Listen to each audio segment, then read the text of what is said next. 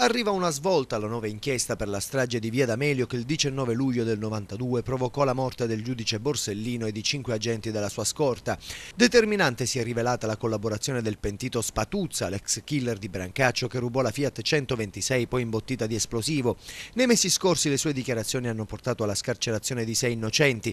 Adesso fanno scattare 4 ordinanze di custodia cautelare che sono state firmate dal GIP Alessandro Giunta. Questa mattina i provvedimenti sono stati notificati in carcere dalla DIA al capo mafia plurigastolano Salvino Madonia, è accusato di aver partecipato nel dicembre del 91 alla riunione della cupola in cui si decise l'avvio della strategia stragista, e i boss Vittorio Tutino e Salvatore Vitale. Il primo rubò con Spatuzza la 126 per la strage, il secondo abitava nel palazzo della madre di Borsellino in Via D'Amelio e avrebbe fatto da talpa agli stragisti. Un quarto provvedimento riguarda il pentito Calogero Pulci, era l'unico in libertà, è accusato di calunnia aggravata perché con le sue dichiarazioni avrebbe finito per fare da riscontro al falso pentito Vincenzo Scarantino. La procura aveva chiesto l'arresto di una quinta persona, il meccanico Maurizio Costa, a cui Spatuzza si rivolse per sistemare i freni della 126, ma il GIP ha rigettato la misura.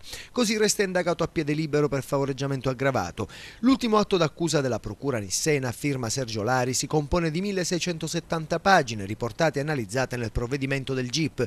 I magistrati ricostruiscono non solo la fase esecutiva della strage, ma affrontano anche i delicati capitoli del movente e dell'eventuale coinvolgimento di uomini delle istituzioni. I PM escludono che i mafiosi fossero appostati al castello Utveggio di Montepellegrino che sovrasta Via D'Amelio. Secondo il racconto del pentito Fabio Tranchina, è quasi certamente Giuseppe Graviano che azionò il telecomando, scrivono i magistrati. Era dietro il muro che delimitava la fine della Via D'Amelio ed un retrostante giardino. Il pentito spiega di aver portato l'auto in un garage di via Villa Servaios per essere caricata di esplosivo. Era il giorno prima della strage. Assieme ad altri mafiosi c'era un uomo che Spatuzza non aveva mai visto, scrivono i PM. Il 29 giugno Borsellino incontrò 2 colleghi magistrati, Alessandra Camassa e Massimo Russo. Si distese sul divanetto del suo ufficio, ha messo a verbare la Camassa e mentre gli sgorgavano le lacrime dagli occhi disse: «Non posso pensare che un amico mi abbia tradito». Massimo Russo ha aggiunto: «Qualche giorno prima era stato a Roma e aveva avuto un pranzo, forse una cena, con alti ufficiali dei carabinieri. Fu lo stesso Borsellino a parlarcene a un certo punto. Sia la Camassa che Russo pensarono che il traditore fosse a quella cena e adesso lo pensano anche i magistrati di Caltanissetta». Così, dopo i verbali di Camassa e Russo, e PM inseriscono nella loro ricostruzione le dichiarazioni della moglie di Borsellino, Agnese.